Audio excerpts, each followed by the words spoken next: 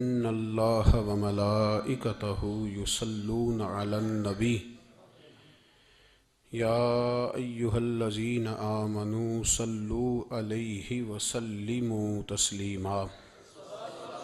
الصلاۃ والسلام علیک یا سیدی یا رسول اللہ وعلی آلک واصحابک یا سیدی یا حبیب اللہ۔ اللہم صلی علی سیدنا و مولانا محمد معدن الجود والکرم وآلہ وصحبہ وبارک وسلم۔ تمام تعریفیں حمد و ثنا اللہ تعالی جل مجدہ الکریم کے لیے، ہر قسم کے درود و سلام نبی رحمت، نور مجسم، شفیع معظم، احمد مجتبیٰ جناب حضرت محمد مصطفیٰ صلی اللہ تعالی علیہ وسلم کی ذات والا صفات کے لیے حمد و صلات کے بعد امیر المومنین، خلیفۃ المسلمین، خلیفہ اول بلا فصل حضرت سیدنا ابو بکر صدیق رضی اللہ تعالیٰ عنہ کی سیرت پر، آپ کے فضائل اور کمالات پر چند باتیں۔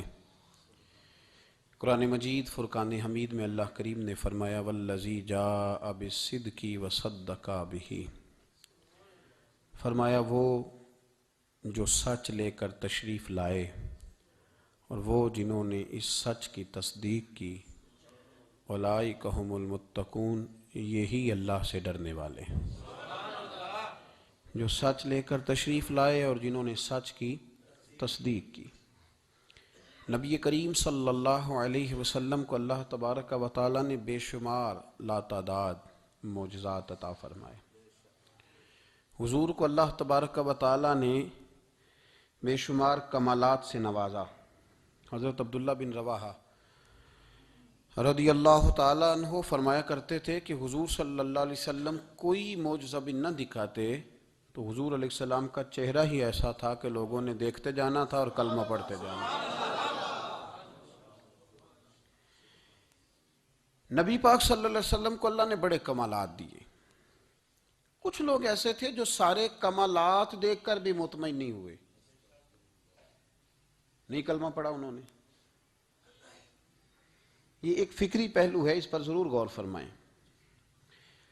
جب جنگ ہوتی ہے ذاتی مفادات کی، اور جب انسان کو یہ غلط فہمی سما جاتی ہے کہ مجھے بھی کچھ پتہ ہے، مجھے بھی کچھ آتا ہے، اور جب اس کا یہ ذہن بن جاتا ہے کہ میں نے ہر چیز کو پہلے اپنی چھوٹی سی عقل کے دائرے میں رکھ کے اچھی طرح سے پرکھنا ہے، اگر میری عقل پر چیز پوری آئے گی تو قبول کروں گا ورنہ قبول نہیں کروں گا۔ پھر لوگ نہیں مانتے، بڑے بڑے کمالات تھے، بڑا کچھ تھا، اور جنہوں نے نہیں نہ مانا انہوں نے زیادہ کمالات دیکھے، انہوں نے نہیں مانا۔ ابو جہل کتنی دفعہ معجزہ طلب کرنے آیا ہے، کبھی کہا کہ مجھے بتائیے میری مٹھی میں کیا ہے، اگر آپ بتا دیں گے تو کلمہ پڑھ لوں گا۔ تو حضور علیہ السلام نے فرمایا اگر تیری مٹھی میں جو ہے وہی بتا دے کہ میں کون ہوں تو پھر پڑھ لو گے۔ کنکریوں نے کلمہ پڑھا، اس نے نہیں پڑھا۔ معجزہ دیکھا اس نے، معجزہ مانگا۔ اس نے کہا کہ اگر چاند کے 2 ٹکڑے ہو جائیں تو میں پڑھ لوں گا کلمہ۔ چاند کے 2 ٹکڑے حضور نے کر دیے، چاند 2 ٹکڑے ہوا، کوہ صفا کی پہاڑی کے بیچ آدھا ادھر گیا آدھا ادھر گیا، دوبارہ جا کے جڑا، اس نے دیکھا، کہنے لگا اوہو میں تو سمجھتا تھا کہ معاذ اللہ آپ کا جادو صرف زمین پہ چلتا ہے، آپ کا تو آسمانوں پہ بھی چلتا ہے۔ اس نے بڑے کمالات دیکھے لیکن کلمہ نہیں پڑھا۔ حضرت ابو الحسن خرقانی رحمۃ اللہ علیہ ایک درویش تھے۔ ہم جو درویشی اور فقیری اور ان لوگوں کو ماننے والے لوگ ہوتے ہیں، ان میں بحث کم سے کم ہوتی ہے، ان میں اپنا آپ بڑھانے کی عادت کم سے، اس میں ماننے کا مزاج ہوتا ہے، اور وضاحت بھی نہیں لوگ طلب کرتے، اشاروں سے بھی بات مان جاتے ہیں، غلامی اسی کا نام ہے۔ اشارہ آپ کر دیں بات ختم ہو گئی، طے ہو گیا مسئلہ، اتنی زیادہ لمبی تو بات ہی کوئی نہیں۔ حضرت ابو الحسن خرقانی تقریر کر رہے تھے، بات کر رہے تھے، تو کسی نے کہا کہ آپ حضرت بایزید بسطامی رحمۃ اللہ علیہ کے سجادہ ہیں، تو حضرت بایزید کیسے آدمی تھے؟ تو فرمانے لگے حضرت بایزید کو جو دیکھتا تھا وہ کلمہ پڑھ جاتا تھا۔ اب آپ نے تو ماشاءاللہ قبول کر لیا، لیکن وہ جو سامنے بیٹھا تھا اس کی سمجھ میں بات نہیں آئی۔ وہ کہنے لگا حضور آپ نے کہہ دیا ہے پر میری عقل میں تو نہیں نہ آتا۔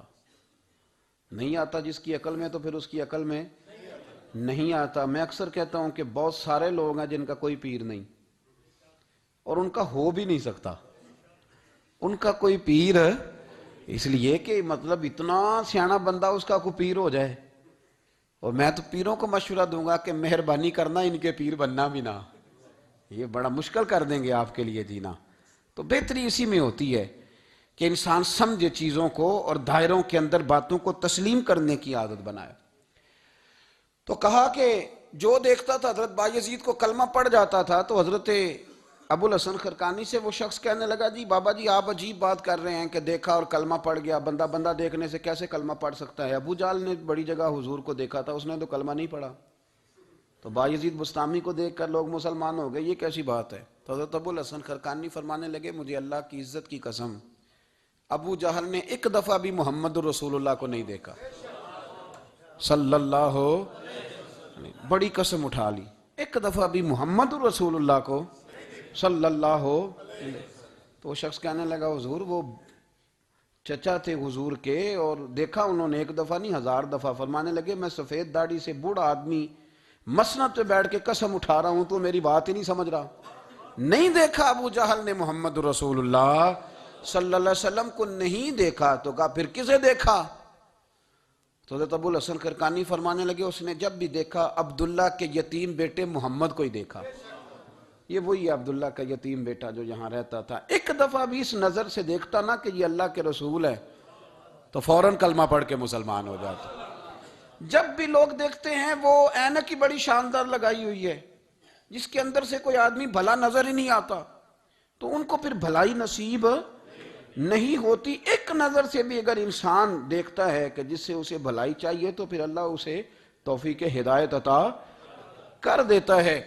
حضرت ابوبکر صدیق کا کمال یہ ہے کہ میرے نبی کریم علیہ السلام نے نا ان کی شان ایک الگ انداز میں بیان فرمائی، الگ انداز میں۔ محبوب فرمانے لگے میں نے جس کے سامنے بھی دین پیش کیا اس نے دلیل مانگی۔ ایک بات آپ کو بتاؤں، یہ میری بات یاد رکھنا، اس کو کبھی نہ بھلانا، جو اپنوں سے دلیل مانگتا ہے نا وہ اپنا ہوتا ہی نہیں۔ اپنوں سے دلیل مانگ لی اس نے، بغیر دلیل کے، بغیر حیل و حجت کے۔ یہ ایک بات ہے، میں اس کو سمجھاؤں گا نہیں، نہ کھولوں گا، بس کہہ کے گزر جاؤں گا، اس کو سمجھ لیں اگر آپ کی سمجھ میں آئے تو۔ جس نے اپنوں سے دلیل مانگی نا، جس نے وضاحت مانگی، جس نے ثبوت مانگا، وہ اپنا تھا ہی نہیں، تو کیا ضرورت پڑی تھی کہ وہ دلیل مانگتا، وضاحت پوچھتا۔ حضرت نجم الدین کبریٰ رحمت اللہ علیہ کے مرید تھے حضرت امام فخر الدین رازی، اتنے بڑے امام ہو کے ایک فقیر کے غلام تھے۔ تو فرماتے ہیں آخری وقت آیا تو شیطان آ گیا، میں اس کو کہتا تھا رب ہے، تو شیطان بھی تو بڑا عالم ہے نا، تو وہ دلیل توڑ دیتا تھا۔ فرماتے میں نے 360 دلیلیں دی، اس نے ساری توڑ دی۔ تو پھر میں نے اپنے شیخ کی طرف توجہ کی، میں نے کہا حضور کو نظر کرم فرمائیں۔ تو شیخ نجم الدین کبریٰ فرمانے لگے اس بے ایمان کو کہہ دے میں اپنے رب کو بغیر کسی دلیل کے رب مانتا ہوں، دلیل کی ضرورت ہی نہیں، بس میرا رب ہے تو رب ہے، ختم ہو گئی بات۔ نبی رحمت علیہ السلام فرمانے لگے میں نے جس کے سامنے بھی دین پیش کیا اس نے دلیل مانگی، فرمایا یہ واحد میرا ابوبکر صدیق ہے، میں نے اسے کہا ہے کلمہ پڑھ لو، اس نے دلیل مانگی نہیں، فوراً ہی کلمہ پڑھ کے مسلمان ہو گیا۔ کوئی دلیل نہیں، کوئی معجزہ نہیں، کوئی طلب نہیں، کوئی شے نہیں۔ ساری زندگی مطمئن ہی نہیں ہو پائے لوگ، ساری زندگی اطمینان ہی نہیں ہو سکا، اس کو بھی سنا، اس کو بھی سنا، اس سے بھی سوال پوچھا، اس سے بھی پوچھا۔ بھئی تو نہیں، تو مطمئن ہونا نہیں چاہتا، تو بحث کرنے کے لیے علم سیکھ رہا ہے، اس نے عمل کرنے کے لیے سیکھنا ہوتا ہے، اس کو تو ایک حرف ہی بڑا کافی ہوتا ہے، تو ایک لفظ کی ضرورت ہوتی ہے، ایک جملے میں ساری زندگی لوگ گزار دیتے ہیں۔ حضرت ابوبکر صدیق رضی اللہ تعالیٰ عنہ نے بحث والا دروازہ نہیں کھولا، حضور نے کہا کلمہ پڑھو تو انہوں نے کلمہ پڑھا اور مسلمان ہو گئے۔ کوئی دلیل، کوئی وضاحت، کسی چیز کی کوئی حاجت، ختم ہو گئی بات۔ اصل مسئلہ پتہ کیا ہے، جو لوگ سوچ سمجھ کے چلتے ہیں نا، تو سوچ کتنی ہے انسان کی، وہ کتنا کام دے گی۔ یہ جو وارفتگی ہوتی ہے نا، یہ جو محبت ہوتی ہے، یہ جو پیار ہوتا ہے، یہ زندگی کو آسان کر دیتا ہے۔ سوچنے سمجھنے کے دائروں سے آدمی نکل جاتا ہے، اس کا کام وہ کہتا ہے کہ میں نے سوچنا نہیں، میں نے ماننا ہے، میں نے رب رسول کی ذات کے بارے میں سوچنا نہیں، میں نے ماننا ہے۔ تو ماننے والے لوگ جو ہوتے ہیں وہ فائدے میں ہوتے ہیں، تو عمل کر رہے ہیں، بات مانی، عمل کیا۔ عقل کا بے شمار اور بے دریغ استعمال، اپنی چھوٹی عقل سے بڑے مسئلے حل کرنے کی کوشش کرنا، یہ انسان کو نقصان دیتا ہے۔ بہت ساری جگہوں پہ وہ الجھ جاتا ہے، ہر جگہ عقل استعمال کرنا لیکن رب رسول کے معاملے میں نہ استعمال کرنا، ورنہ نقصان ہو۔ عقل چھوٹی ہے اور اللہ رسول کی ذات بڑی ہے، کبھی بھی اس دائرے میں بند کرنے کی کوشش نہ کرنا۔ جناب ابو بکر صدیق رضی اللہ تعالیٰ عنہ ہر معاملے میں ایک حدیث بخاری کی، شاید میں نے پہلے بھی عرض کی تھی لیکن چونکہ وہ عنوان کے لحاظ سے ایک بہت بڑی دلیل ہے، دوبارہ عرض کرتا ہوں۔ نبی پاک علیہ السلام نے 1500 کے قریب صحابہ سے فرمایا تھا کہ چلو عمرہ کرنے چلیں۔ عمرہ کرنے جب ہم جاتے ہیں نا تو ہمارے گلے میں پھول بھی ڈالے جاتے ہیں، اور آپ کو پتہ ہے بتانا بھی پڑتا ہے لوگوں کو کہ میں عمرہ کرنے جا رہا ہوں، پھر روٹی بھی پکتی ہے، پھر سب رشتہ داروں کو پتہ بھی چل جاتا ہے، اور بندہ چلا جائے ایئرپورٹ تو احرام باندھا ہو نا تو پتہ چلے نا فلائٹ تو 24 گھنٹے لیٹ ہے، تو جن کو حکم ہے نا کہ تم نے سی بھی نہیں کرنی وہ بھی روڑے اٹھا لیتے ہیں، احرام باندھا ہوا ہے، حکم ہے کہ اب تم نے کوئی جھگڑا، کوئی لڑائی، کوئی فساد ہے تو ایئرپورٹ پہ لوگ روڑے اٹھا لیتے ہیں، کہتے ہیں ہم ایئرپورٹ بھی توڑیں گے اور فلائٹ کا جو عملہ ہے اس کا گریبان بھی پکڑیں گے، بڑا کچھ ہی دنیا کرتی ہے۔ اور اگر کسی کے پیر صاحب نے کہا ہو چلو عمرہ کریں، اللہ اکبر، اور پھر ایئرپورٹ پہ جا کے پتہ چلے کہ پیر صاحب کے ساتھ تو دھوکہ ہو گیا، بندہ غلط نکلا ہے، پیری مریدی قائم رہے گی؟ سوال ہی نہیں پیدا ہوتا۔ میرے ساتھ ایک سنگی نے ایک دفعہ بات کی، کہنے لگا جی پیر صاحب کامل نہیں، میں نے کہا کیا غلطی ان میں پائی جاتی ہے؟ کہتے میں انہوں نے پوچھ کے باہر دے پیسے جمع کرائے سن تو میرا کام نہیں بنیا۔ میں کہ تو پیر پڑھ لیا، تیرے تو کوئی نجومی پڑھنا چاہیے تھا، وہ نجومی ہونا چاہیے تھا تیرے لیے تاکہ وہ اچھی طرح غور کرتا ہے۔ جی آپ کو پتہ ہے نا اہل سنت میں کتابیں بھی نکلتی ہیں، کئی لوگ کہتے ہیں جی کوئی کتاب کٹ کے دسو، میں کہ انہوں کسی لکھی نہیں تو کٹیے کی تو وہ کون سی کتاب ہے جو آپ کہہ رہے ہیں نکالیں اور ذرا بتائیں کہ فلانا کام میرے لیے ٹھیک رہے گا کہ نہیں۔ ایک استخارہ ہے دین میں، اور استخارے کا بھی بابت معاملہ یہ ہے کہ آپ نے استخارہ کر لیا، اس کے بعد بھی آپ حتمی فیصلہ نہیں کریں گے۔ بزرگ کہتے ہیں کہ استخارہ کر کے بھی یہ کہو کہ جی میری سمجھ میں یہ آیا ہے، باقی حقیقتوں کا علم اللہ جانے، اللہ کا رسول جانے صلی اللہ علیہ وسلم، حقیقتوں وہی جانتے ہیں۔ تو الجھے نہیں زندگی میں۔ 1500 کے قریب صحابہ تھے، حضور نے فرمایا احرام باندھو بھائی، عمرہ کرنا ہے۔ حدیبیہ کے مقام پہ گئے تو قریش مکہ نے روک لیا، نہیں کرنے دیں گے۔ جب بات بہت آگے بڑھی تو پھر شرطیں لکھی گئیں، شرطیں بڑی سخت ہیں کہ جو مسلمان مکے سے مدینے آئے گا مدینے والے واپس کریں گے، اور اگر کوئی مسلمان مدینے سے مکے چلا گیا تو مکے والے واپس نہیں کریں گے، ہم ان کے لوگ دیں گے، وہ ہمارا بندہ دیں گے نہیں۔ یہ شرطیں تھی، صحابہ پریشان تھے۔ اب جب شرطیں طے ہو گئیں، شرطیں بھی سخت ہیں، نبی کریم علیہ السلام نے فرمایا بھی احرام کھول دو، فلائٹ کل نہیں جانی، پرسوں نہیں جانی، یعنی ہم اس سفر میں عمرہ کار ہی نہیں رہے، احرام کھول دو۔ تو امام زرقانی کہتے ہیں سب لوگ پریشان تھے، سب سے پہلے حضرت ابو بکر صدیق اٹھے، سب سے پہلے اٹھے، اٹھ کے احرام کھولا۔ ایک شخص نے کہا آپ کو بڑی جلدی ہے، تو آپ فرمانے لگے جلدی والی بات ہی کوئی نہیں، حضور کے کہنے پر باندھا تھا، نبی پاک کے کہنے پر کھول دیا ہے، ختم ہو گئی بات۔ حضور نے فرمایا باندھ لو تو ہم نے باندھ لیا، حضور نے کہا کھول دو تو ہم نے کھول دی، جلدی والی کیا بات ہوئی؟ صحیح بخاری کے لفظ ہیں، حضرت عمر کہتے ہیں کہ میری سمجھ میں بات نہیں آتی تھی، دب کے صلح کیوں کریں، ہم تو 313 تھے تو ہم نے بدر میں ان کو بھگا دیا تھا، اب تو ہم 1500 ہیں تو ہم ان سے قتال کریں گے، لڑائی کریں گے، جنگ ہوگی۔ حضرت عمر فاروق رضی اللہ تعالیٰ عنہ فرماتے ہیں حضور نے شرطیں طے کر لیں، بات لکھی گئی، میں نبی پاک کے حجرے میں داخل ہوا، خیمہ لگا ہوا تھا، میں نے جاتے ہی اپنے جذبہ جہاد کا اظہار کیا اور بڑے جلال میں یا رسول اللہ آپ سچے رسول ہیں؟ بالکل سچا ہوں، قرآن سچا ہے، بالکل سچا ہے، اسلام سچا ہے، بالکل سچا ہے، حضور ہم دب کے صلح کیوں کریں؟ تو نبی کریم علیہ السلام نے فرمایا عمر تجھے تیری ماں روئے، میں اللہ کا رسول ہوں، میں وہی کہتا ہوں جو میرا رب مجھے حکم ارشاد فرماتا ہے۔ کہتے میں نے فوراً عرض کی یا رسول اللہ صلی اللہ علیہ وسلم آپ نے فرمایا نہیں تھا کہ عمرہ کریں گے؟ تو حضور نے فرمایا کہا تو عمرہ کریں گے، یہ تو نہیں کہا تھا کہ اسی سال ہی کریں گے، کریں گے تو کریں گے۔ جناب عمر کہتے ہیں میں واپس تو آ گیا پر وہ میرے اندر جو جذبہ جہاد تھا ابھی ٹھنڈا نہیں ہوا. چند قدموں کے فاصلے پہ ابو بکر صدیق کا خیمہ تھا. کہتا میں ان کے خیمے میں جھک گیا. وہی سوال میں نے دہرائے. وہی میں نے کہا عمر ابو بکر یہ سچے رسول ہیں؟ کہا بالکل سچے ہیں. قرآن سچا ہے، سچا ہے. اسلام سچا ہے، سچا ہے. تو پھر ہم دب کے صلح کیوں کریں؟ جناب عمر فرماتے ہیں میں قربان جاؤں ابو بکر کے لفظوں میں بھی فرق کوئی نہیں آیا. حروف بھی اتنے ہی جتنے نبی کریم نے ادا کیے تھے. حضرت ابو بکر فرمانے لگے عمر تجھے تیری مار ہوئے، وہ اللہ کے رسول ہیں، مرضی سے بات نہیں کرتے، وہی کہتے ہیں جو رب انہیں حکم ارشاد فرماتا ہے. بئی نہیں وہی لفظ. فرماتے میں نے فوراً کہا. میں نے کہا ابو بکر حضور نے فرمایا نہیں تھا کہ عمرہ کریں گے؟ تو کہتے ہیں وہی لفظ، وہی حرف، وہی انداز، وہی طریقہ، وہی سلیقہ، وہی انداز تکلم، بالکل حضور کی اتباع میں اسی انداز میں فرمانے لگے عمر حضور نے فرمایا تھا عمرہ کریں گے، یہ تو نہیں فرمایا تھا کہ اسی سال ہی کریں گے. کریں گے تو انشاءاللہ کریں گے. فرماتے ہیں میں واپس آ کے بیٹھا تو حضرت عمر کہتے ہیں جب میرا غصہ اترا نا تو پھر میرے اندر سے آواز آئی کہ عمر ذرا غور تو کر، تو ابو بکر کے ایمان تک کبھی نہیں پہنچ سکتا، اس تک تیری رسائی نہیں ہو سکتی. میرے بھائی اتنی بحثیں ہیں ہمارے زمانے میں، اتنا الجھاؤ ہے، اتنا الجھاؤ ہے. یعنی ہر بندہ رائے کا اظہار کرنا ضروری سمجھتا ہے. ہر بندہ کہتا ہے جی میرے خیال میں، ہر بندہ کہتا ہے جی میرا ذہن یہ ہے، بلکہ کچھ تو کہتے ہیں میں اندر کی خبر نہ دوں آپ کو. یعنی اب پتہ نہیں اس کے پاس اندر کی خبریں کیسے آئی ہیں، وہ سمجھ میں نہیں آتی بات. کچھ لوگ کہتے ہیں 35-40 سال ہو گئے جی علماء کو سن رہا ہوں. تو میں کہتا ہوں کہ میرا تو خیال ہے کہ 35 دن بھی بندہ کسی کو سن لے تو سیاںا ہو جاتا ہے. تو 35 سال سے اگر آپ کی سمجھ میں نہیں آئے تو پھر زمین ہی بنجر ہے. پھر مہربانی کریں یہ ٹائلیں کھیڑ کے نا تو نیچے سے کچی زمین نکالیں تاکہ کوئی بات سمجھ میں آئے.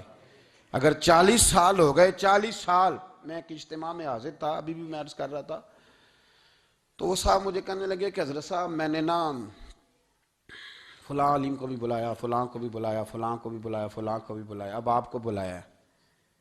تو اس طرح کر کے میرے ساتھ رویے ہیں، بڑا الحمدللہ پیار ہے. تو میں نے ان سے پوچھا آپ نماز پڑھتے ہیں؟ انہوں نے لگا نہیں. کچھ اور باتیں پوچھی تو جواب نفی میں آیا. تو میں نے کہا کہ اب آپ نے مہربانی کرنی ہے اتنے علماء کا نام نہیں لینا، کیونکہ پھر تو بزرگوں کے بارے میں لوگ شک کریں گے کہ انہوں نے اس کو دیا کیا ہے. تو ایک بزرگ کی بات سنتے ہیں تو کئی دنوں تک وہی ہمیں بڑا تر و تازہ رکھتی ہے. اور آپ کو اتنے عرصہ ہو گیا تو آپ نے حاصل کیا کیا ہے؟ صرف باتوں کا گورکھ دھندا، لفظوں کا ہیر پھیر، جملوں کا الٹ پلٹ کرنا، یہ زندگی ہے؟ یہ زندگی ہے صرف باتیں کیلو کال سن لی آ گئے؟ نہ اسے ذرا آگے نکلیں، عمل کب کرنا ہے میرے بھائی؟ یہ بحثیں، یہ ابحاث، یہ لمبے چوڑے معاملات، یہ طے. بزرگوں میں نا ایک صنف ہے مرید ہونا اور ایک ہوتا ہے طالب ہونا. یہ دو باتیں. یعنی آپ کہیں گئے اس کے مرید ہو گئے تو پھر کسی اور جگہ کسی بزرگ سے نسبت ہوئی تو وہاں آپ طالب. میرے پاس کچھ لوگ آتے ہیں کہتے ہیں آپ طالب کر لیں، تو میں کہتا ہوں آپ مہربانی کریں ایک کی نوکری کریں. وہ بڑی مشکل ہے تو جگہ جگہ پہ جانے کی کیا ضرورت ہے؟ مطلب میں انکار نہیں کرتا کسی ایسی چیز کا جس کو بزرگوں نے رائج کیا، لیکن سمجھے نا، مطلب ایک کی بات پوری سنی نہیں گئی ہم سے. آپ خیر کی بات ہر جگہ سے سنیں، ہر جگہ سے، لیکن یہ صرف وہ تعلق بنانے کی کوشش کرنا کہ جس سے تھوڑا سا رابطہ بن جائے، جس سے تھوڑا سا تعلق بن جائے، جس سے تھوڑا سا نا پتہ چل جائے، اس سے نکلیں، سیکھنے کا ماحول بنائیں. اتنی عقل کے گھوڑے نہ دوڑائیں کہ عقل بھی بیچاری تھاکی جائے اور کوئی چیز ہاتھ بھی نہ آئے. کچھ کریں، عمل کریں. لیکن ایک جگہ پہ میں حاضر تھا تو وہاں دستار فضیلت کا جلسہ تھا، تو ایک مولانا نے تقریر کی. جس طرح تاجر کہہ لیتا ہے نا جی میں الحمدللہ اگر کمائی کرتا ہوں تو غریبوں کو بھی دیتا ہوں، سمجھا لیا نا اپنے آپ کو. رشوت لینے والے نے بھی ایک دلیل گاڑ لیا. وہ کہتا ہے میں امیروں سے نہیں، میں غریبوں سے نہیں لیتا. تو امیروں کا حساب لینے کی ڈیوٹی اللہ نے آپ کی لگائی ہے کہ آپ حساب کریں امیروں کا کہ وہ کیا کر رہے ہیں. یہ ہم نے نا یہ دلیلیں گاڑ لی ہیں، یہ ہم نے دلیل گھاڑ لی ہے کہ وہی اپنے آپ کو مطمئن کرنے کے لیے. میں حاضر تھا تو ایک مولانا تقریر کی جی عالم ساری رات. یہ صرف علماء کی بات نہیں، ہر طبقے نے اپنے بارے میں اس طرح کی چیزیں یاد کر لی ہیں، ہم نے رٹ لی ہیں. جیسے خامند نے یاد کر لیا ہے کہ کسی غیر کے لیے سجدہ جائز ہوتا تو اللہ عورت کو حکم دیتا، نبی پاک حکم دیتے کہ وہ خامند کو سجدہ کرے. تو بی بی نے بھی یاد کر لیا ہے کہ حضور نے فرمایا تم میں سب سے بہتر وہ ہے جو بیوی کے حق میں بہتر ہے. سب نے اپنی اپنی مرضی کی چیزیں، دوسری کی مرضی کی چیز کسی نے یاد نہیں کی، سب نے اپنی اپنی مرضی کی چیزیں یاد کر لی۔ تو مولانا تقریر کر رہے تھے، کہنے لگے جی حضور نے فرمایا ہے کہ عالم ساری رات سویا رہے اور عابد ساری رات عبادت کرتا رہے، درجہ پھر بھی عالم کا زیادہ ہے۔ پھر دوسرے آئے، انہوں نے بھی اسی حدیث پہ بات کی، تیسرے آئے تو انہوں نے بھی اسی حدیث پہ بات کی۔ تو میرا نمبر آیا تو میں نے کہا جی یہ جو حدیث آپ سنا رہے ہیں نا، یہ حدیث بالکل ٹھیک ہے، بالکل ٹھیک ہے کہ عالم ساری رات عشاء پڑھ کے سوئے، فجر کے وقت اٹھ کے فجر پڑھے، اور عابد ساری رات نماز پڑھے تو درجہ پھر بھی عالم کا زیادہ ہے۔ بالکل ایسے ہی ہے، بلکہ ایک حدیث میں تو یہ ہے کہ 70 عابد بھی عبادت کریں اور عالم سویا رہے تو ان 70 سے سونے والے عالم کا درجہ، یہ بات بالکل ٹھیک ہے۔ لیکن میں نے کہا اس کا بھی خیال رکھو کہ یہ حدیث غوث پاک کو بھی آتی تھی، یہ غوث پاک کو بھی آتی تھی حدیث، اور بڑے عالم تھے، پر وہ تو عشاء پڑھ کے مصلی پہ بیٹھتے تھے اور فجر تک مصلی پہ بیٹھے رہتے تھے، حالانکہ یہ حدیث انہیں بھی آتی تھی، یہ حدیث خواجہ معین الدین چشتی کو بھی آتی تھی، اور وہ بڑے عالم تھے، لیکن اس کے باوجود وہ عشاء پڑھتے تھے اور فجر تک مصلی پر بیٹھے رہتے تھے۔ حضرت عثمان غنی سے بڑا عالم تو کوئی نہیں نہ ہوگا اس زمانے میں، حضرت عثمان غنی رضی اللہ تعالیٰ عنہ جیسا شخص تو کوئی نہیں نہ ہوگا، پر وہ عشاء کے بعد قرآن پاک پڑھنا شروع کرتے تھے اور فجر سے پہلے پہلے قرآن پاک ختم کر لیا کرتے۔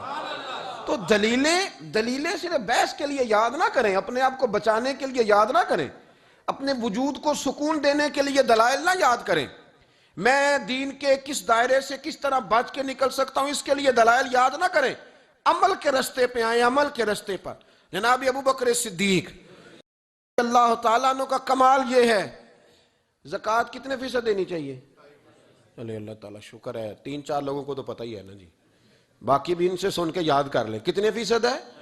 اللہ آپ کو خوش رکھے۔ اب کچھ اور نے بھی پروگرام بنا لے، کتنی جی؟ چلو اب ٹھیک ہو گیا، 2.5% ہے نا جی۔ آپ یقین کریں کسی تاجر سے آپ بات کر کے دیکھ لیں، 6 گھنٹے مناظرے کے بعد وہ مانتا ہے کہ 2.5% دوں گا میں صحیح کہہ رہا ہوں آپ کو۔ وہ کہتے ہیں جی وہ تو ٹھیک ہے لیکن کچھ قرضہ بھی ہے، 2.5% زکوٰۃ ہے وہ تو ٹھیک ہے لیکن ہو سکتا ہے میری بہن بھی حصہ مانگ ہی لے، پیسوں میں سے اس کا بھی نکلتا، کیونکہ پروگرام نہیں نا جی، ارادہ نہیں۔ زکوٰۃ 2.5% ہے تو کہتے ہیں جی وہ نا میں نے تولا ہے سونا، پورا نہیں بنتا ابھی، وہ تھوڑی سی کمی ہے۔ یہ اس وقت دلائل ہیں، اس وقت ابحاث ہیں جب دینے کا پروگرام ہے۔ اور تاجروں نے اب ایک نیا سلسلہ شروع کی، کہتے تھوڑی تھوڑی سارا سال ہی دیتا رہتا ہوں، تھوڑی تھوڑی کر کے۔ آپ نے جس سے 5 کروڑ روپیہ لینا ہو وہ اگر کہے کہ 10,000 مہینے کا لے لو، لے لیتے ہو؟ ہمارے فقہاء نے تو یہ لکھا ہے کہ جب زکوٰۃ دو نا تو ایک آدمی کو ساری دو۔ حضرت عمر بن عبدالعزیز رحمۃ اللہ علیہ کے زمانے میں ایک آدمی کو لوگوں نے زکوٰۃ دی تو اتنی دے دی کہ اگلے سال وہ خود زکوٰۃ دے رہا تھا، بہت بڑا کاروبار اس نے سٹارٹ کر لیا تھا۔ معیار نہیں ہے نا جی تھوڑی تھوڑی دیتا رہتا ہوں۔ کئی لوگ ایسا کرتے ہیں کہ دکان میں جو پرانی چیزیں ہوتی ہیں وہ زکوٰۃ کے دور پہ دینی شروع کر دیتے، جو مال نہیں بیک رہا اس کو زکوٰۃ بنا دو، کیوں؟ دینے کا پروگرام نہیں۔ حضرت ابو بکر صدیق رضی اللہ، ذرا زندگی دیکھو، کہتے ہیں جس دن کلمہ پڑھا 40,000 دینار تھے، اور کلمہ پڑھے ابھی مجھے چند مہینے گزرے تھے، سارے مصطفیٰ کے قدموں پہ قربان کر دیے، پھر مال کمایا، پھر 4,000 دینار تھے، 4,000۔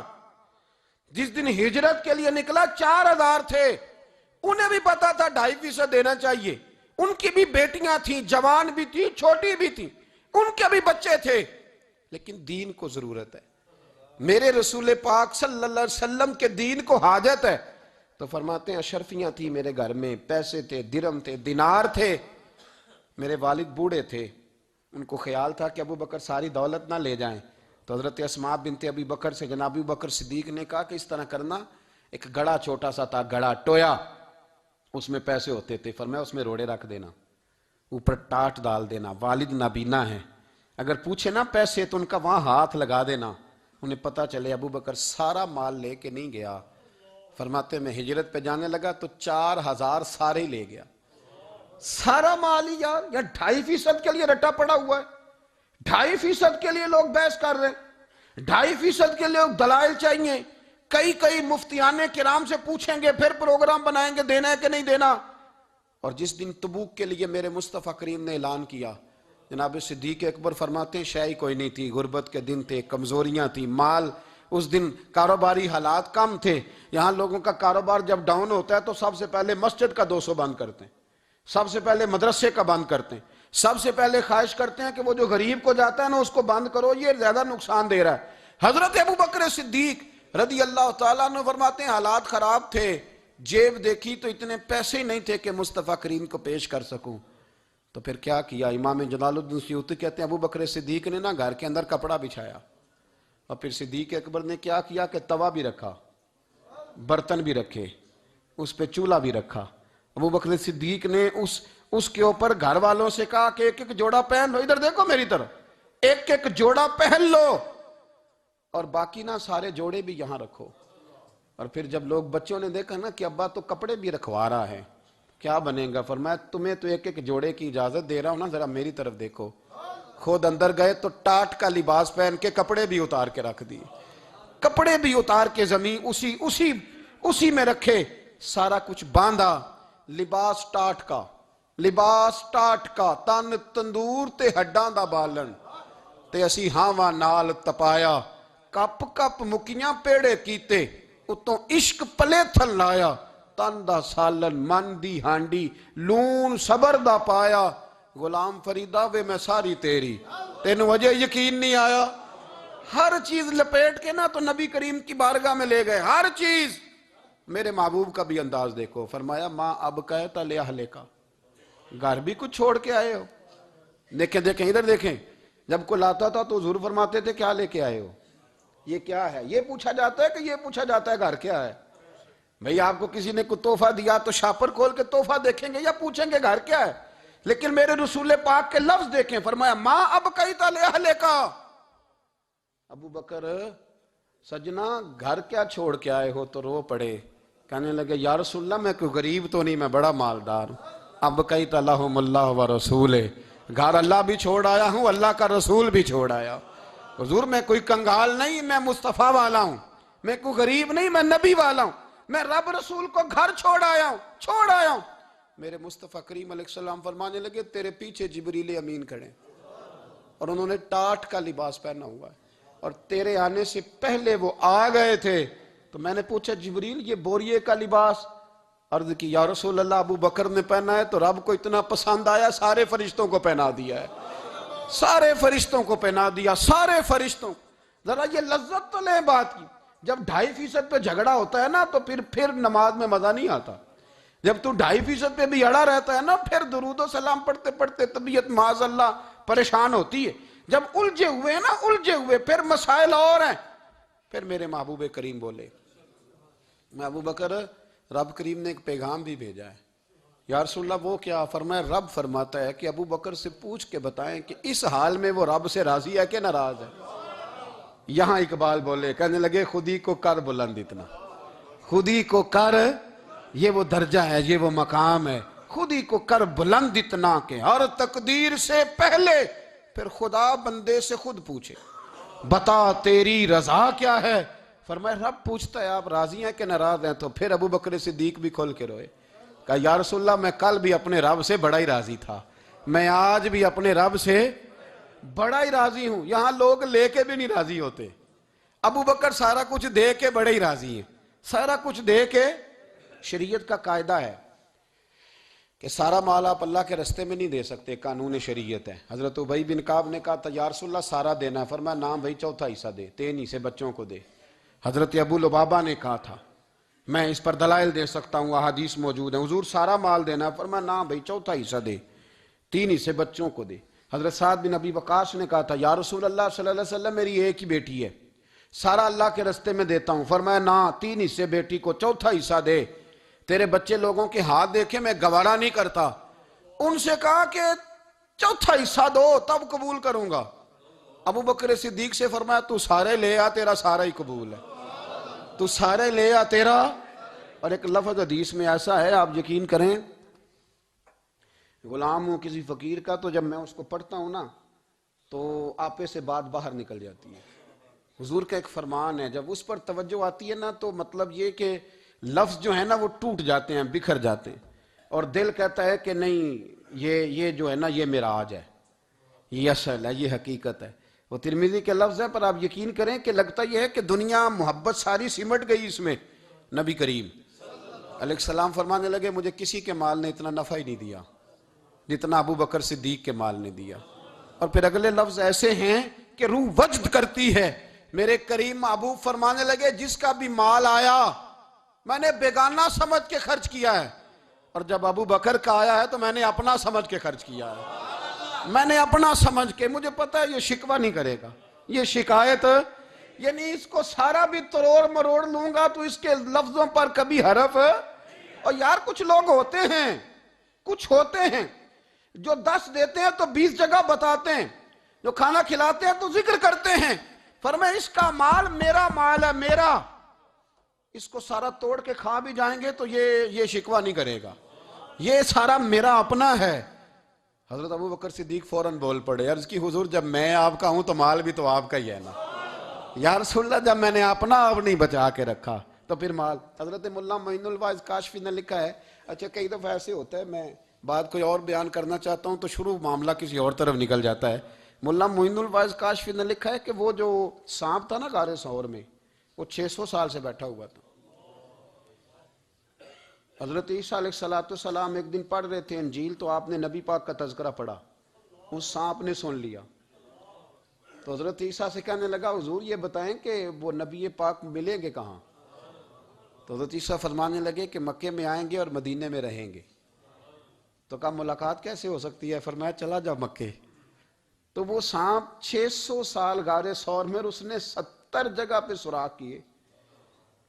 کتنے سال بیٹھا رہا؟ بول کے بتائیے۔ آپ 6 گھنٹے بیٹھ کے دکھائیں، سوال ہی نہیں پیدا ہوتا۔ ہم بڑے کمزور ہو گئے، ہمارے لیے معاملہ بڑا اور طرح کا ہے، ہماری مرضی کا کوئی بات کرے تو ہم اس سے راضی ہیں، انتظار کرنا اور یہ سارے کام کرنا یہ تو بڑا مشکل معاملہ ہے، یہ تو بڑی عجیب سی کیفیت ہے۔ میرے صاحب رحمۃ اللہ تعالیٰ علیہ 2015 میں کراچی تشریف لائے، میں اپنے ایک سنگی کو لے کے پہنچ گیا، چھوٹا موٹا مولوی میں بھی ہوں۔ صبح میں 7 بجے کے 8 بجے ہم وہاں پہنچ گئے، حضرت آرام فرما رہے تھے، نمازیں انہوں نے اندر ادا فرمائی ساری، ظہر بھی ہوئی، پھر عصر بھی ہوئی، پھر مغرب بھی ہوئی، پھر عشاء بھی ہوئی۔ عشاء کے بعد وہ سنگی ہم سے کہنے لگے کہ آپ کتنا انتظار کریں گے؟ تو میں نے کہا کہ انتظار تو کرتا ہے بڑا آدمی، بڑے لوگ انتظار کرتے ہیں، تو چھوٹے لوگ تو اطاعت کرتے ہیں، ہم چھوٹے ہیں تو ان کی مہربانی ہے، اگر زیارت ہو جائے تو تب بھی ٹھیک ہے، اگر وہ کہیں نہیں ملنا، میرے سنگی ساتھ موجود تھے، صبح سے گئے اور عشاء کے بعد کا وقت آ گیا، نہیں انہوں نے ملنا تو پھر بھی ٹھیک، وہ ہس بولے تھے، وہ دی مہربانی، نہیں تو اساں تے لاڑ ہی لڑاونے نے، اس کی مہربانی ہے، اگر بات ہو جائے تو ٹھیک ہے، ورنہ کوئی معاملہ نہیں۔ تو عشاء کی نماز کے بعد انہوں نے ہمیں یہ کہا کہ پیغام آیا کہ محفل میں جہاں حضرت جا رہے ہیں وہیں ملاقات ہوگی۔ تو ہم نے کہا یہ بھی بڑی نعمت ہے، جلوہ دیکھنا بھی بہت بڑی سعادت ہے، اس لیے کہ ہمیں پتہ ہے کہ وہ کیفیت کیا ہے، وہ رنگ کیا ہے، ان کا انداز کیا ہے۔ پیچھے جا کے بیٹھ گئے تو پھر ان کا حکم آیا کہ اس کو ذرا آگے آئے۔ جب میں اسٹیج پہ گیا تو فرمانے لگے مجھے سویرے ہی پتا تھا آپ آ گئے، کوئی عرض نہیں، اتنا کوئی انتظار تو بندہ کر ہی لیتا ہے۔ اب یقین کریں وہ دن کی جو لذت ہے نا وہ آج تک گئی نہیں طبیعت سے، وہ سرور گیا نہیں۔ کبھی کبھی سوچتا ہوں کہ اس سے ڈبل بھی انتظار کبھی ہو جائے، پر ایک دفعہ زیارت پھر نصیب ہو جائے، کبھی کبھی یہ سوچتا ہوں۔ 600 سال وہ سام بیٹھا رہا، 600 سال اور 70 اس نے سوراخ کیے غار ثور میں، لیکن وہ بھی عاشق تھا نا۔ اور یہاں معاملہ یہ تھا کہ ابو بکر صدیق دعا مانگ کے گئے تھے کہ میں نے کسی کو موقع نہیں دینا، ایک میں ہوں گا دوسرا میرا یار ہوگا۔ وہ غار ثور کی تو لذت یہ والی تھی، ایک میں ایک میرے محبوب، اس نے 70 سوراخ کیے ہوئے تھے۔ جناب ابو بکر صدیق نے کہا حضور آپ ٹھہریں، میں ذرا بھی آیا صفائی کر کے۔ تو نبی کریم علیہ السلام رکے تو حضرت ابو بکر صدیق نے کہیں پگڑی پھاڑ کے رکھی، کہیں چادر پھاڑ کے رکھی، اتنے سوراخ بند کیے تو جو ایک رہ گیا وہاں ایڑی رکھ دی۔ تو اب وہ سام بھی شکوہ کرنے لگا کہ یار تو بھی کوئی نرالا ہی عاشق ہے کہ میں نے تو کسر ہی کوئی نہیں چھوڑی تھی، 70 سوراخ کیے تھے اور تو نے بھی کمال ہی کر دی ہے، یہ سارے ہی بند کر دیے، جو بچ گیا اس پہ ایڑی رکھ دی۔ اس نے پتہ نہیں کتنے ڈنگ مارے۔ سام کا جب ڈنگ لگتا ہے تو وجود میں بہت زیادہ گرمی پیدا ہوتی، گرمی۔ حضرت ابو بکر صدیق کے بارے میں ہمارے شارحین نے لکھا روئے نہیں، وجود اتنا گرم ہوا کہ آنسو ٹپک پڑے۔ نبی کریم صلی اللہ علیہ وسلم نے فرمایا ہٹا نا ذرا پیر، پھر انہوں نے ہٹایا تو میرے مصطفیٰ میں لعاب دہن لگایا، مولانا معین الواعظ کاشفی رحمۃ اللہ علیہ فرماتے ہیں کہ جب انہوں نے قدم ہٹایا نا تو پھر وہ سانپ باہر نکلا، اپنا سر نکالا اور کھڑا ہو کے حضور کا دیدار کرنے لگا. تو نبی کریم نے فرمایا تیرا کام ہو گیا، اب تو جا، مجھے اور ابو بکر کو رہنے دے. تو نکل گیا. یہ کیفیات ہے، یہ محبت ہے، یہ وارفتگی ہے، یہ سوز ہے، یہ درد ہے. یارو یہ میں کہا کرتا ہوں کہ یہ چیز جینے کا بھی مزہ دیتی ہے، مرنے کا بھی مزہ آتا ہے.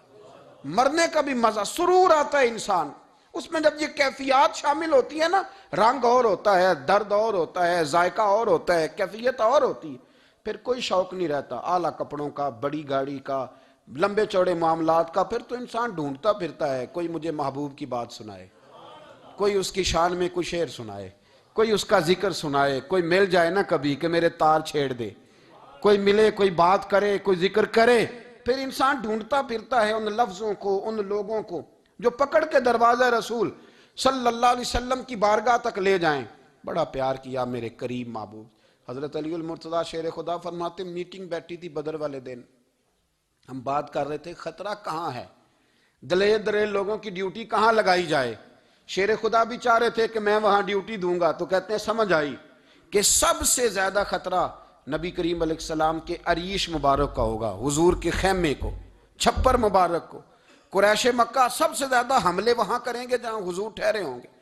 طے ہو رہا تھا کس کی ڈیوٹی لگائیں، کس کو وہاں ذمہ داری سونپیں. کہتے ہیں ہم بات کر رہے تھے اور میں تیار تھا وہاں جانے کو، اچانک ابو بکر صدیق آ گئے. کیا باتیں ہو رہی ہیں؟ تو ہم نے کہا جناب ہم پروگرام بنا رہے ہیں کہ وہاں ڈیوٹی کس نے کرنی ہے. تو فرمانے لگے یہ کرنے والی بات ہی کوئی نہیں، میں نے تو عرض کر بھی دیا نبی پاک کی بارگاہ میں کہ یا رسول اللہ یہاں ڈیوٹی میں ہی کروں گا.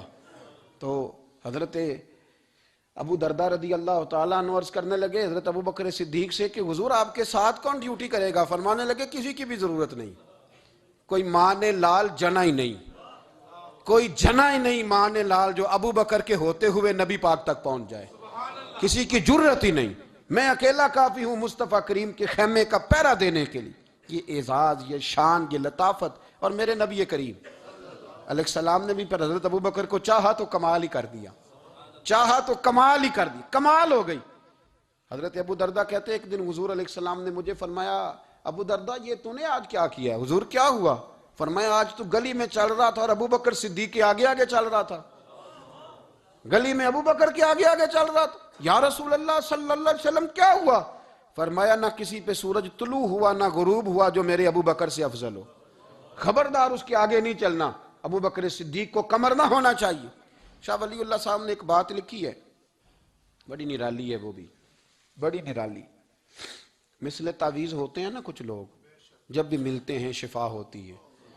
بڑی شاندار عجیب بات لکھی ہے. حضور صلی اللہ علیہ وسلم نے ایک دن فرمایا کہ وقفے سے ملا کرو محبت بڑھتی ہے. یہ حضور کا فرمان ہے، وقفے سے ملا کرو محبت بڑھتی ہے. قدر کھو دیتا ہے نا ہر روز کا آنا جانا، اور بڑی دلچسپ ہوتی ہیں بے ترتیب ملاقاتیں. تو کہا کہ وقفے سے ملا کرو. حضرت ابو ہریرہ بھی تھے، دیگر لوگ بھی تھے، حضور نے فرما دیا. حضرت ابو بکر صدیق بھی سن رہے تھے. زور کی نماز پڑھی گھر چلے گئے، عصر پڑھی تو گھر چلے گئے، مغرب پڑھی تو گھر چلے گئے. حضرت انس بن مالک رضی اللہ تعالیٰ عنہ کہتے 3 دفعہ حضور نے پوچھا ابو بکر نہیں آئے؟ ابو بکر نہیں آئے؟ ابو بکر نے کہتے 3 دفعہ پوچھا. تو میں پھر پہنچ گیا، میں نے کہا ابو بکر 3 دفعہ حضور نے پوچھ لیا کہ ابو بکر نہیں آئے، ابو بکر نہیں آئے. تو جناب صدیق اکبر دوڑے حضور حکم. فرمایا کہاں تھے صبح سے؟ عرض کی یا رسول اللہ آپ نے تو فرمایا تھا وقفے سے ملا کرو محبت بڑھتی ہے. تو محبوب فرمانے لگے تمہیں تھوڑی کہا تھا، تمہیں تھوڑی کہا تھا. تو نہ جایا کر یار، تو رہا کر. تو رہتا ہے تو دل جمع رہتا ہے، تو یہاں موجود ہوتا ہے تو دل. اب یقین کریں کچھ لوگ ایسے ہوتے ہیں جن کے بارے میں دل کرتا ہے انہیں بندہ خرید کے پاس رکھ لے، ان کو خرید لے، یہ یہیں رہیں، یہ جائیں نہ. اس لیے کہ ان کا لب و لہجہ اور ہوتا ہے، ان کا طرز حیات اور ہوتا ہے، طرز غلامی اور ہوتا ہے، طرز فرما برداری اور ہوتا ہے، انداز اور ہوتا ہے. فرمایا تو نہ جایا کر، یہی رہا کر. اور میرے محبوب نے فرمایا ابو بکر تو صرف میرا غار میں ہی ساتھی نہیں، قیامت میں جب میں حوض کوثر تقسیم کروں گا تب بھی تو میرے پاس ہی بیٹھا ہوگا. قیامت کے دن حوض کوثر کی تقسیم میں بھی تو میرے ساتھ ہی ہوگا میرے نبی کریم علیہ السلام. اور ایک بات اور سن لے جاتے جاتے، کچھ لوگ ساتھ بڑا رہتے ہیں پر بات کم کم مانتے ہیں. کہتے ہیں میں جھاڑو جو دیتا ہوں آستانے پہ، مجھے وظیفہ پڑھنے کی کیا ضرورت؟ میں وہاں ہر وقت حاضر جو رہتا ہوں، مجھے کیا ضرورت ہے شجرہ پڑھنے کی؟ مجھے کیا ضرورت ہے ان کی بات سننے کی؟ بات میں وہاں رہتا جو ہوں، اتنا ہی کافی ہے۔ حضرت ابوبکر صدیق نے نوکری بھی کھول کے کی اور نبی پاک کی بات بھی کھول کے مانی، کھول کے مانی۔ جو حضور نے کہہ دیا انہوں نے کر دیا۔ یہاں تو لوگ سوچتے ہیں نہ سمجھتے ہیں، غور کرتے ہیں، کہتے ہیں میں وہیں ہوتا ہوں، میرے پاس نسبت ہے، وہی کافی ہے۔ مجمع لگا ہے صحابہ کا، نبی پاک علیہ السلام نے فرمایا ابھی آج روزہ کس نے رکھا ہے؟ سب چپ کر گئے۔ حضور نے دوبارہ پوچھا تو جناب صدیق اکبر بولے، عرض کی حضور آپ حکم نہ دیتے تو میں نہ بتاتا، یہ اللہ نے آج مجھے توفیق عطا فرمائی۔ تو حضور علیہ السلام نے فرمایا آج جنازے میں کس نے شرکت کی؟ لوگ خاموش ہو گئے۔ تو حضور علیہ السلام نے دوبارہ پوچھا، عرض کی حضور آپ حکم نہ دیتے تو نہ بتاتا، یہ اللہ نے توفیق مجھے عطا فرمائی۔ فرمایا آج کس نے مسکین کو کھانا کھلایا ہے؟ عرض کی یا رسول اللہ صلی اللہ علیہ وسلم حکم نہ دیتے تو نہ بتاتا، یہ اللہ نے مجھے توفیق عطا فرمائی۔ فرمایا کس نے آج لوگوں کو دین کی دعوت دی، اسلام کی طرف بلایا، پیغام دیا؟ کون ہے؟ عرض کی حضور اگر آپ حکم نہ دیتے تو میں نہ بتاتا، یہ بھی خدمت اللہ نے مجھے عطا فرمائی ہے۔ تو نبی کریم علیہ السلام نے فرمایا ابو بکر سن، قیامت کے دن ایک دروازہ جنت میں ایسا ہوگا جہاں سے صرف روزے دار گزریں گے، ایک ایسا ہوگا جس سے صرف نمازی گزریں گے، ایک ایسا ہوگا جس سے صرف حاجی گزریں گے، ایک سے سخاوت کرنے والے گزریں گے۔ لیکن جب تو آئے گا نا تو جنت کے ہر دروازے سے آواز آئے گی کہ ادھر سے داخل ہو جا، ادھر سے، ہر دروازے سے آواز آئے گی، اس لیے کہ مجموعی طور پر عمل کیا زندگی میں، مجموعی طور پر، اور اپنے لب و لہن۔ اتنی نوکری کی حضرت صدیق اکبر نے، اتنی نوکری کی، کسی جگہ بھی کوئی دعویٰ نہیں۔ حضور نے بڑا فرمایا ہے کہ ابو بکر نے بڑی نیکیاں کی اسلام کے ساتھ، جناب صدیق اکبر کا کوئی دعویٰ نظر ہے؟ یہ وہ مزیدار شخص ہے جس نے کبھی حضور سے دعا کے لیے بھی نہیں کہا، دعا کی تکلیف بھی کبھی نہیں دی، گویا ہاتھ اٹھانے پڑیں گے، لفظ ادا کرنے پڑیں گے، یہ تکلیف بھی نہیں دی۔ علامہ یوسف نبہانی علیہ رحمہ نے لکھا ہے کہ ایک دن حضرت صدیق اکبر نے سیدہ عائشہ صدیقہ سے کہا جس دن حضور کا موڈ مبارک، طبیعت مبارک بڑی اچھی دیکھو نا تو میری بخشش کی دعا کرا دینا۔ سید عائشہ صدیقہ سے کہا، کوئی لفظ نہیں ادا کی۔ لوگوں کو لاتے، حضرت عثمان غنی نے ان کی تبلیغ پہ کلمہ پڑھا، حضرت طلحہ نے، حضرت زبیر نے، ان لوگوں کو لاتے اور لا کے نا انہیں آگے بٹھاتے، خود پیچھے بیٹھ جاتے، پیچھے۔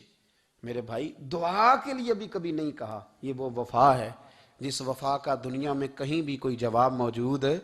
اپنے آپ کو مرتب کریں۔ ہم لوگ بڑی بے ترتیب زندگی گزارتے ہیں، بڑی بے ترتیب زندگی گزارتے ہیں۔ وہ ڈنگ ٹپاؤ پالیسی ہے کہ آج تھوڑا بہت کر لیں، اپنے آپ کو راضی کر لیں۔ جس طرح بچے کہتے ہیں کہ چلو آج کسی طریقے چھٹی کر لینا، آج کا دن تو گزرے، کل سکول کا ٹائم آئے گا تو دیکھی جائے گی۔ اس طرح نہ کریں، مرتب کریں اپنے آپ کو، اپنے آپ میں ترتیب دیں۔ ساری زندگی سامنے والے کی اخلاقیات ٹھیک کرتے اگر گزر جائے تو اپنا معاملہ رہ جاتا ہے۔ اچھی سوچ، اچھا رویہ، وفاداری والی زندگی۔ میں نے ایک جملہ کہا ہے، اگر آپ کی سمجھ میں آیا ہو، کہ اگر یہ عشق، یہ وارفتگی، یہ پیار، یہ وفا پیدا ہو تو جینے کا بھی مزہ آتا ہے اور مرنے کا بھی مزہ آتا ہے۔ پھر جینا مرنا بڑا لذت اور ذائقے والا ہو جاتا ہے۔ دعا ہے اللہ ہمیں ان کے فیض سے فیض یاب فرمائے۔ آخر دعوانا الحمدللہ۔